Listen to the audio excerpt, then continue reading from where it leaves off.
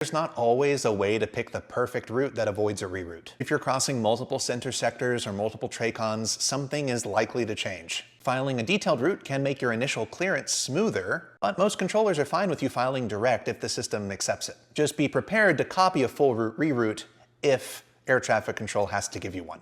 The only caution is that sometimes the automation can send you over extended stretches of water, especially around the Gulf, which isn't ideal for single-engine type aircraft. If that's the case, speak up and tell air traffic control, hey, I can't accept that reroute. Is there something else I can do? Don't just accept it because air traffic control tells you this is the routing. Is there anything else that pilots can know to make planning for reroutes easier?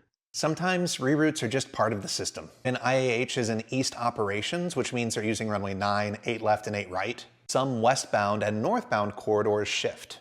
Add convective weather or traffic management initiatives, and those corridors shift again. And it's not always possible to predict what the routing may be because there are so many variables. But checking the FAA preferred routes or the for-flight, these are the previous routes that were filed that were accepted, can help you hopefully have a better understanding of what route you could possibly get. So sometimes change is inevitable with routes. If a reroute puts us out over a lot of open water or a long way away from where we want to be, what's the best way to let ATC know we'd like something different? Yeah, just ask. Read the room, listen to what the controller is saying. Are they busy? Are they not busy? Wait for a lull in conversation, and then just state your statement.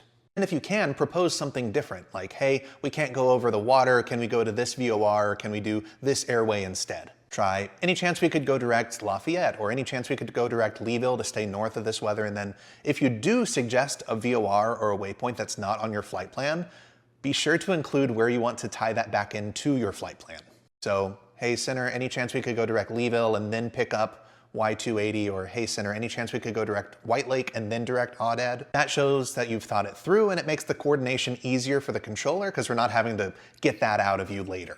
But again, it doesn't hurt to ask for direct destination, but just read the room, and if there's a lull in conversation, never hurts to ask. Worst thing we can say is unable, right? And realistically, if we can give you direct destination, we'll give you direct destination. So even if pilots can't outsmart the system and always file a route that will never get an amendment, it's nice to know that controllers will always be able to work with us to get us something that makes sense for our flight. That's right. The goal of ATC is to get everyone to their destination safely. Sometimes what that looks like for one sector is different for the next sector, and so that'll trigger a reroute. But you as the pilot can always work with us as the controller to come up with an alternative that will make you feel more comfortable flying and will satisfy our letters of agreement or standard operating procedures for your route of flight. And ultimately, we want a route that keeps you safe and comfortable.